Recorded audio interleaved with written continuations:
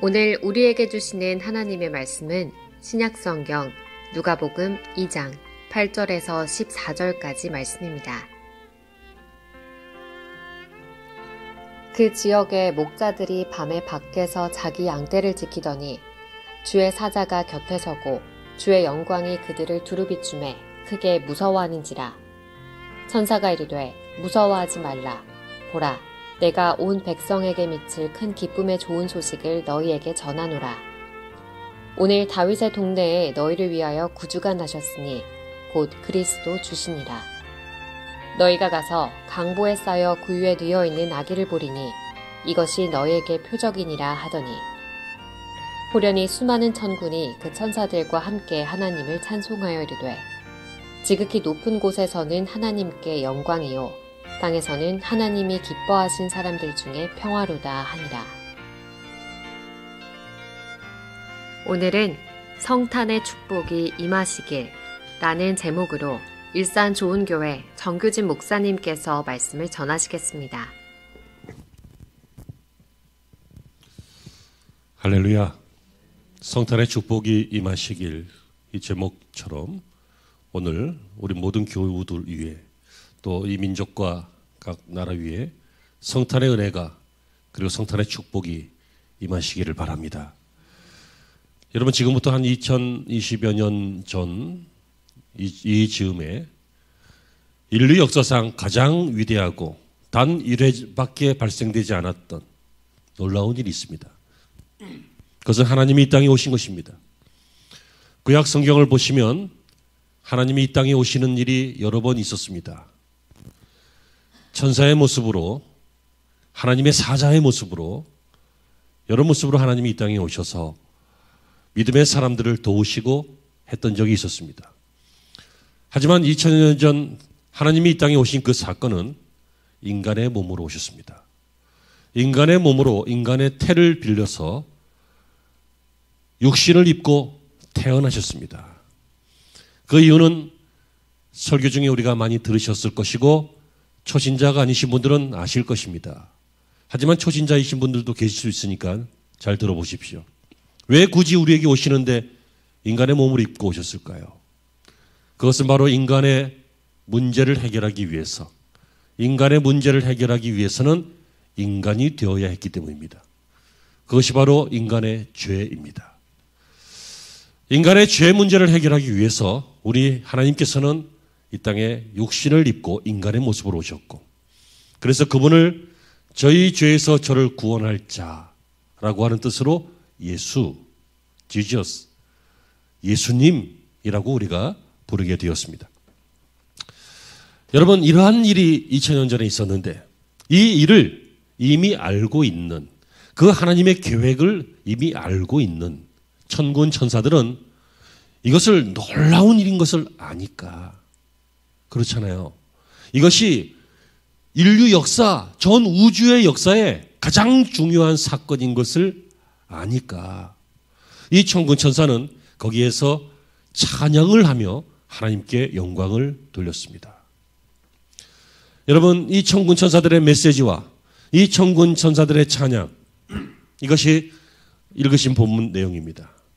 그 내용을 간결하게 말씀을 드리면 첫째로 10절에 무서워하지 말아라. 무서워하지 말아라.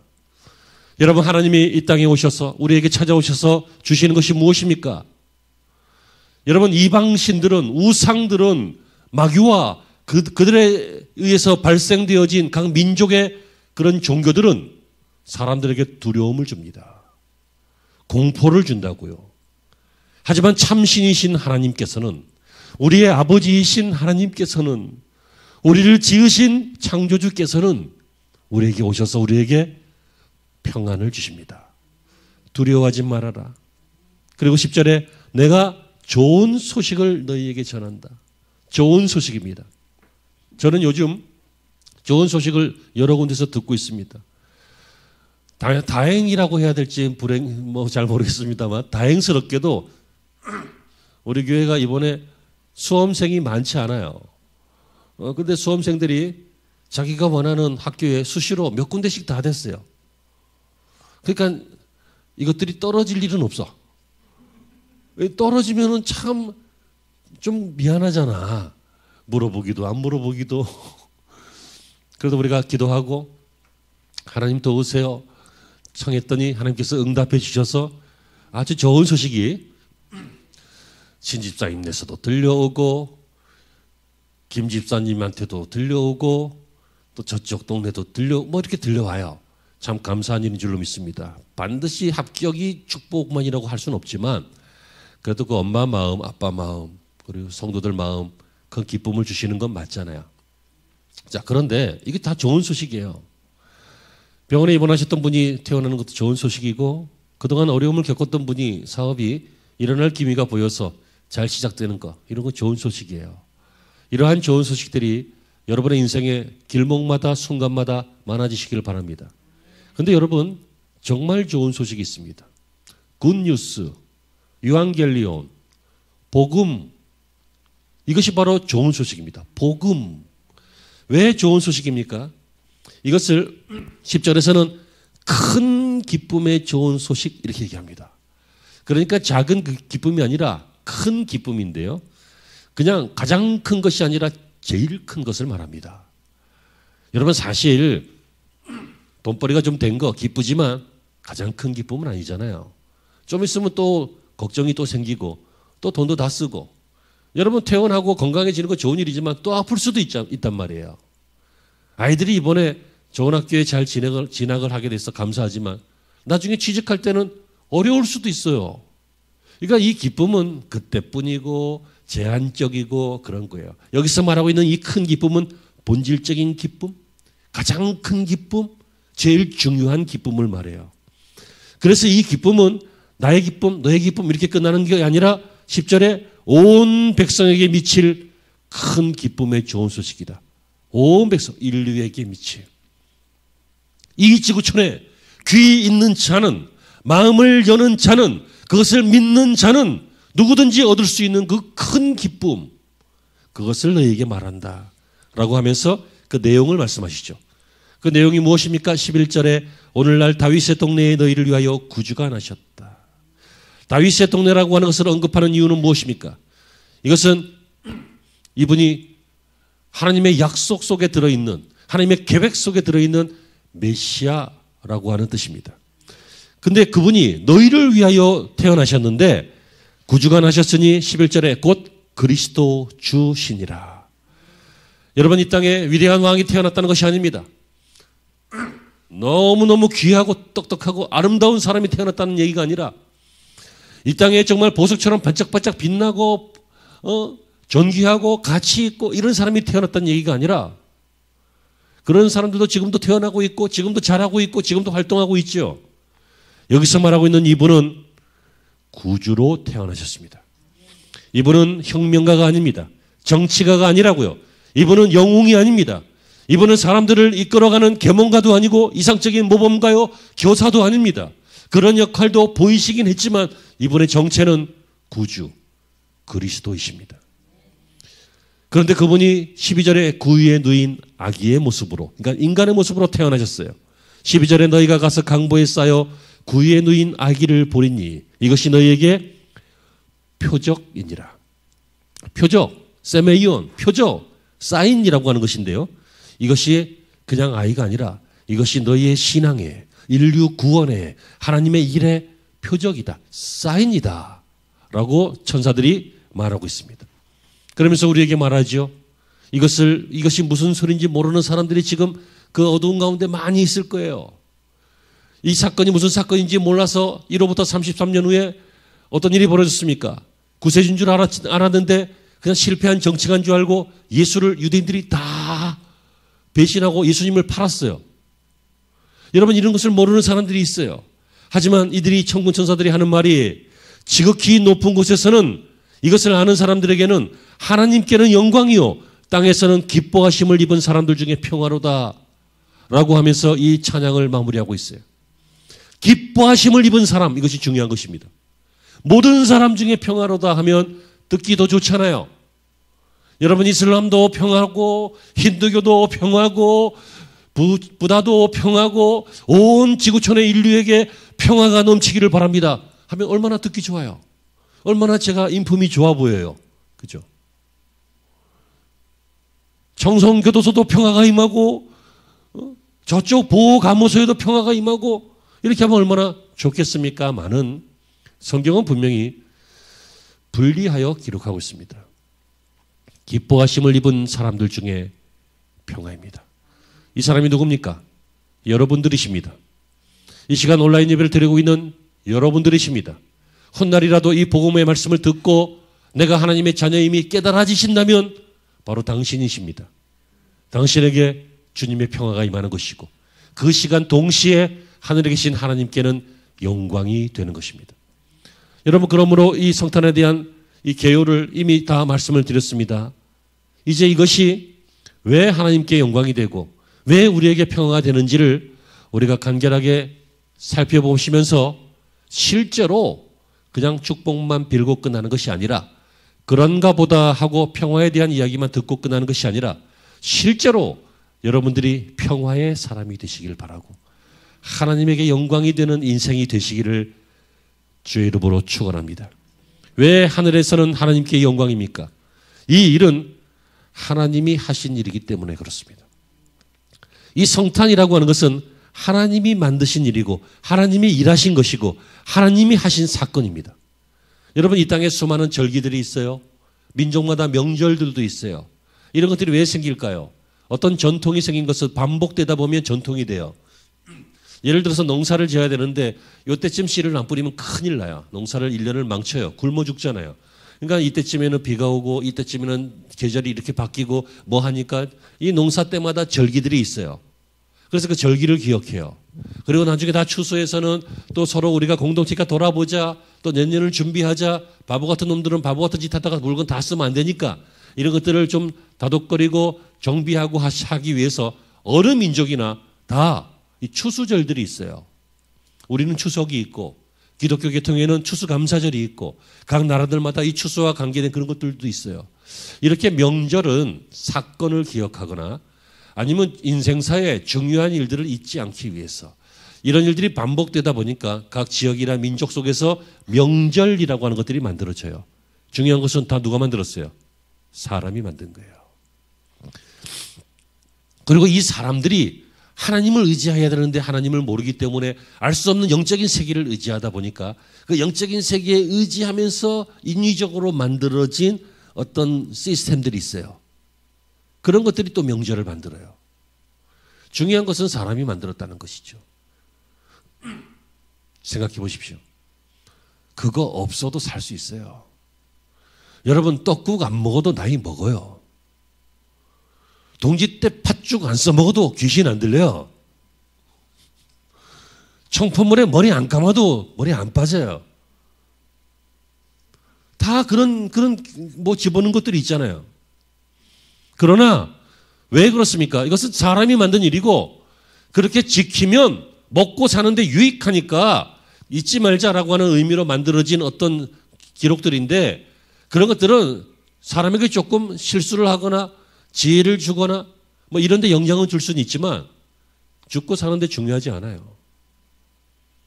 하지만 성탄의 구세주를 모르면 죽고 사는 문제에 대해서 대단히 위험해지는 것 아니에요?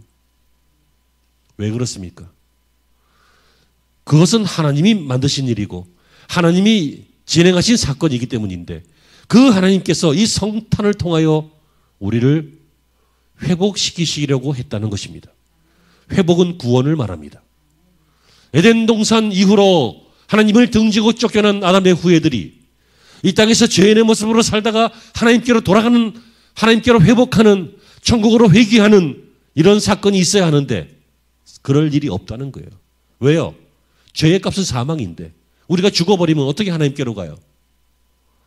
그래서 죄 없는 인간이 필요했는데 죄 없는 인간이 누가 있어요? 죄인이 죄인을 대신할 수 없으니까 죄 없는 인간이 필요한데 죄 없는 인간은 없단 말이에요. 그러니까 하나님께서 인간의 모습으로 오신 거예요. 그것이 성탄이죠. 그러므로 이 성탄은 하나님의 일이기 때문에 하나님이 직접 하신 위대한 일이기 때문에 영광스러운 일이라고요. 여러분, 큰 어르신이 그냥 별것도 아닌 나를 위해서 뭐 중요한 일을 해주시면 송구해서 몸둘 바를 모르잖아요. 여러분 대통령께서 앞치마를 두르시고 여러분을 위해서 친히 한 끼를 차려주신다고 생각해 봐요. 아유 중요한 일 많은데 뭐 그런 일을 하십니까? 하고 송구스러워서 하지 마시지를 마시라 그러잖아요. 예? 그걸 아주 자연스럽게 그럼 해봐요 하면서 막 다 소파에서 기대가지고 언제 다 되냐고 그러는 철딱선이 없는 사람이지. 여러분 이 죄인된 인류를 위해서 하나님께서 직접 계획하시고 진행하시고 실행하신 사건, 그 위대한 사건, 하나님이 위대하시기 때문에 하나님이 하신 이 사건이 위대한 일이고 이 일은 영광스러운 일입니다. 여러분 하나님은 언제나 사람을 찾아오십니다. 그 이유는 우리보다 사랑이 크시기 때문입니다. 그런데 제가 조금 더 생각해 보니까 두 번째 이유는 우리가 하나님을 못 찾기 때문이기도 합니다. 우리는 하나님을 못 찾아요. 그 증거를 대라면 수백 가지를 더 들 수 있어요. 하지만 그 중에 대표적인 것, 하나님을 모를 때 사람들은 하나님 대신 하나님이라면서 하나님을 찾았잖아요. 우상들. 하늘의 해를 섬기고 달을 섬기고 돌을 섬기고 나무를 섬기고 바람과 이 사물들을 섬기고 또는 보이지 않는 것들을 섬기고 또 심지어 어떤 나라에서는 우리가 모르는 신까지도 만들어 놓고 섬기고, 왜냐하면 신들을 다 만들었는데 혹시 정말 센 신을 우리가 몰랐을까 봐 우리가 모르는 신에게까지 경배하는, 이게 사람 속에 있는 습성이지요. 이거를 일반 사회적으로는 종교심이라고 하는데 신앙적으로 보면 사람은 영적인 존재이기 때문에 하나님을 찾게 되어 있어요. 하나님으로부터 지어졌기 때문에. 그런데 하나님을 모르니까 하나님을 못 찾아요. 그래서 하나님이 찾아오시는 거예요. 우리는 하나님인 줄 알고 엉뚱한 데로 가거나 아니면 아예 찾지 않거나 그렇습니다. 여러분 아담이 범죄하여 숨었을 때도 하나님이 찾아오셨습니다. 인류가 이 땅에서 실패하고 넘어지고 좌절하고 죽음의 위험 앞에 있을 때도 하나님이 언제나 믿음의 조상들을 찾아오셨습니다. 아브라함을 찾아오셨습니다. 야곱을 찾아오셨잖아요. 요셉을 찾아오셨잖아요. 하나님께서는 오늘 우리를 찾아오셨습니다. 우리를 찾아오셔서 우리를 만나시고 우리를 사랑한다고 고백하시고 우리를 택해 주시고, 그리고 요한일서 4장 12절처럼 이 사랑을 우리에게 보여주고 있습니다. 사랑은 여기 있으니 우리가 하나님을 사랑한 것이 아니요 오직 하나님이 우리를 사랑하사 우리 죄를 위하여 화목제로 그 아들을 보내셨습니다. 여러분 성탄이 위대한 이유는 이 성탄의 절기가 그냥 절기로 지나가면 안 되는 중요한 의미는 하나님이 우리를 위해서 하신 일이고, 하나님이 우리를 위해서 왜 그 일을 하셨냐면 우리를 사랑하셨기 때문입니다. 그러므로 여러분 성탄은 사랑받는 날입니다. 우리는 이것을 오해해서 우리끼리 서로 사랑하는 날이 되었죠. 그래서 우리끼리 서로 사랑한다고 하고 선물도 주고 맛있는 것도 나눠 먹고 놀기도 하고, 이렇게 성탄이 세계적인 그냥 페스티벌이 되었습니다. 축제가 되었습니다. 그래서 다른 종교에서도 성탄에 축하한다고 메시지를 보내기도 하고 그렇게 합니다. 여러분 잘 모르시는 많은 분들과 잘 모르는 이방 종교들에게 제가 부탁을 드립니다. 성탄의 의미는 이런 것입니다. 하나님이 우리를 사랑하셔서 우리를 찾아오신 것입니다. 그 하나님을 만나시기를 주의 이름으로 축원합니다. 두 번째, 마지막인데요. 이 성탄은 하나님께는 영광이고 하나님이 하신 일이고 하나님의 사랑이기 때문에 위대한 일인데, 두 번째, 땅에서는 사람들에게 평화를 가지고 온 것이 되었습니다. 여러분 인류는 평화롭지가 않습니다. 인류의 역사를 보세요. 다 전쟁사잖아요. 다 분쟁하고 죽이고 뺏고 하는 싸움의 역사가 인류의 역사라고 할 수 있어요. 그나마 근대화되어서 각 나라들이 견제를 하니까 쉽게 일어나지 않지만, 여러분 불과 가장 가까운 전쟁도 한 20년 전에 있었고요. 걸프전 같은 것도 있었고, 우리나라도 불과 한 70년 전에 전쟁이 있었고요. 그 전에 100년, 200년 전에는 각 민족, 각 나라마다 수시로 전쟁을 했고요. 이 민족의 역사가 이렇게 고통과 죽음과 분열과 이런 역사였잖아요. 여러분 사람은 그래서 늘 불안해하면서 살았습니다. 농사를 열심히 해서 다 그렇게 해서 곳간에 거두어들였어요. 그 무슨 소용이 있어요? 옆에 나라에서 다른 영주들이 쳐들어와서 뺏어가는데. 이 세상에서 제일 아름다운 사람을 사랑해서 그 여인을 사랑해서 결혼하고 가정을 꾸렸어요. 요즘은 그래도 법이 있어서 괜찮은데 옛날에는요, 영주나 도둑놈이나 와서 막 뺏어가요. 여러분 얼마나 억울해요. 말도 안 되는 소리지. 하지만 여러분 그게 일상이었습니다. 인류의 역사라는 게 그런 것이었어요. 뭐 말이 안 되니 말 같은 소리 하지 마세요. 말보다 앞서는 게 주먹이었어요. 이런 불안한 역사. 지금도 그럴듯하게 회의를 하고 법조를 만들고 서로 협의를 하고 이런 과정이 있을 뿐이지 알고 보면 힘센 나라가 힘 약한 나라를 힘들게 해요. 평화롭지가 않아요. 그래서 먹고 사는 문제도 평화롭지 않고 아이들 키우는 것도 이 가문을 이끌어가는 것도 전쟁하는 것도 농사 짓는 것 다 평화롭지 않은 인류의 역사예요. 어디에 평화가 있습니까? 평화는 없습니다. 그런데 이런 문제를 해결하기 위해서 주님이 이 땅에 오셔서 우리에게 주신 것이 있는데 바로 그것이 평화입니다. 무슨 말입니까? 사람은 죽음의 위협 앞에서 두려움을 겪게 되었어요. 하지만 주님이 우리에게 주시는 그 복음을 듣고 나니, 복음을 알고 나니, 복음을 믿고 나니 어떤 일이 생깁니까? 죽음이 끝이 아닌 걸 알게 되었죠. 내가 누구인지를 알게 되었죠. 하나님이 계심을 알게 되었죠. 우리가 하나님의 나라로 가게 됨을 알게 되었죠. 그러니까 이 마음에는 샘솟는 평화가 있지요. 이 평화를 가진 사람들이 이 평화를 또 전하거든요. 이 평화를 소개하거든요.